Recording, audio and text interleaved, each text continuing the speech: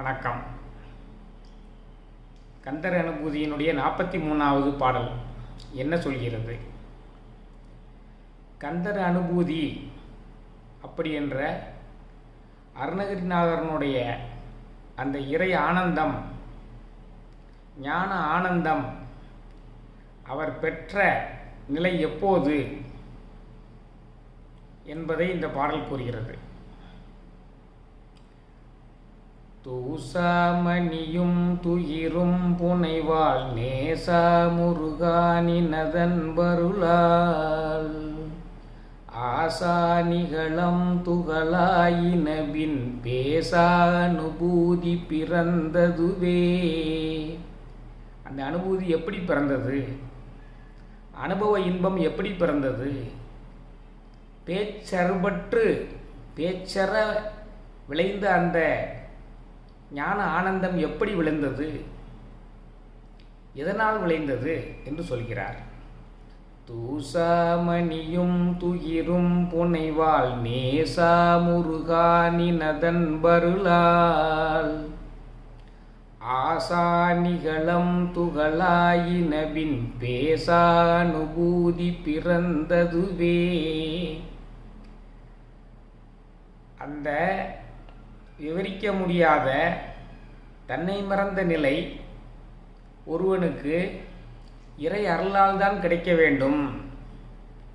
அந்த இறை அருளால் கிடைத்த அந்த நிமிட பொழுது எப்படி இருந்தது என்பது இந்த பாடல் விவரிக்கிறது. தூசாமணியும் துயிரும் புனைவாள் நேசா.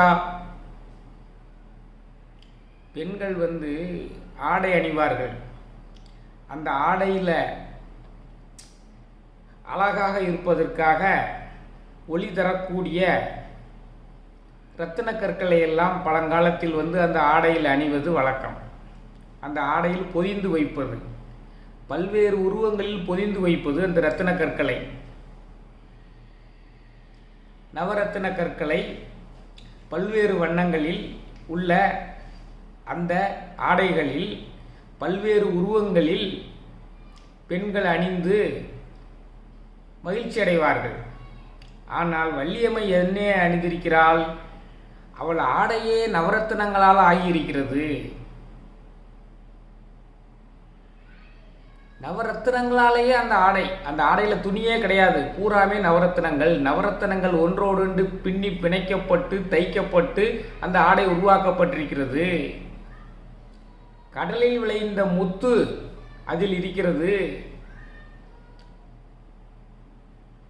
வள்ளியம்மை மலையும் மலை சார்ந்த குறிஞ்சி நிலத்தில் வாழ்ந்திருக்கக்கூடியவள். அவளுடைய ஆடையில் கடலில் விளைந்த முத்து இருக்கிறது. முத்து ஆழத்தில் விளைகிறது.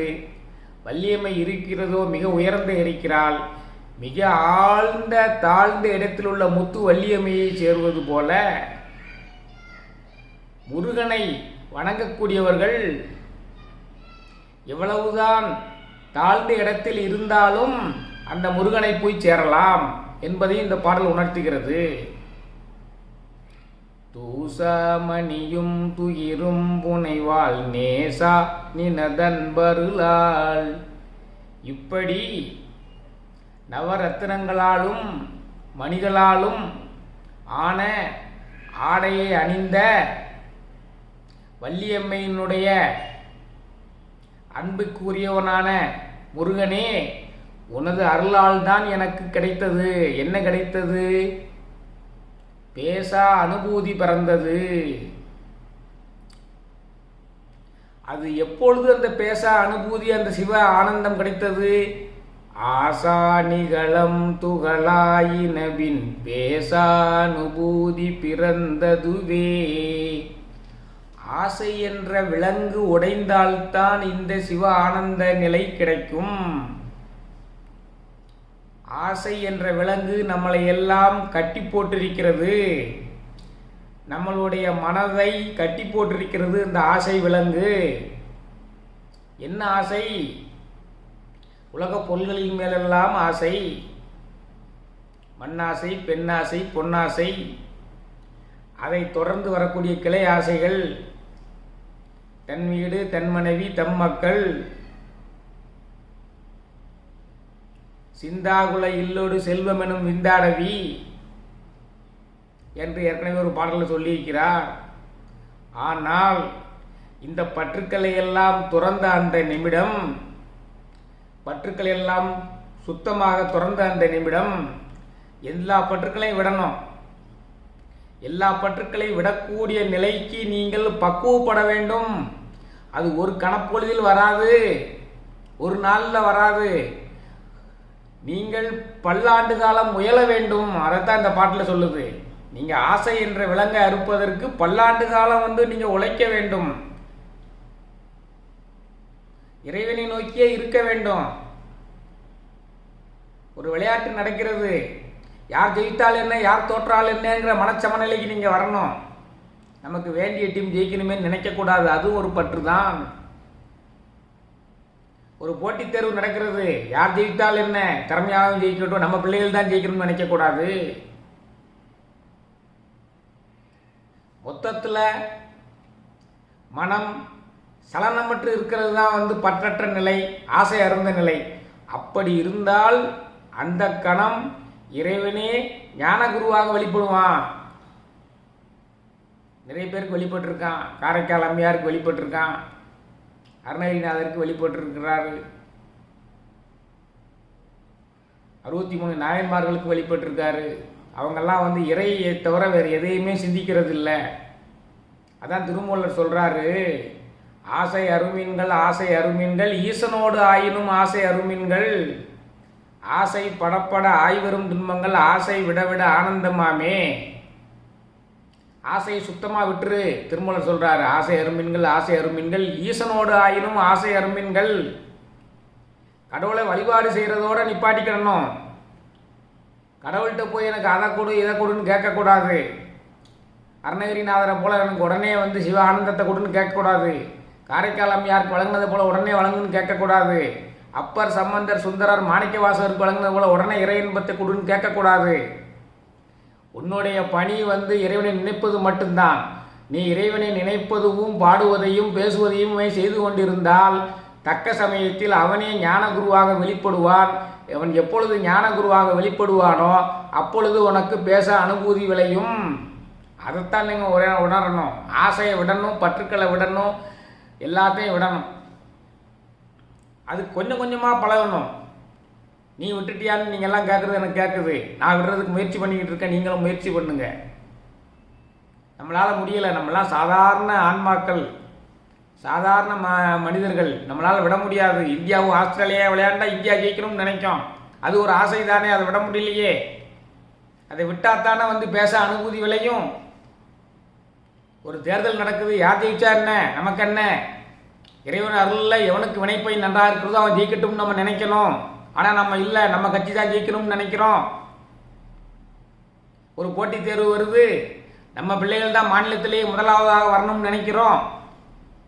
இதெல்லாம் சாதாரண மனிதர்களுடைய இயல்பு, ஆற்றாமை.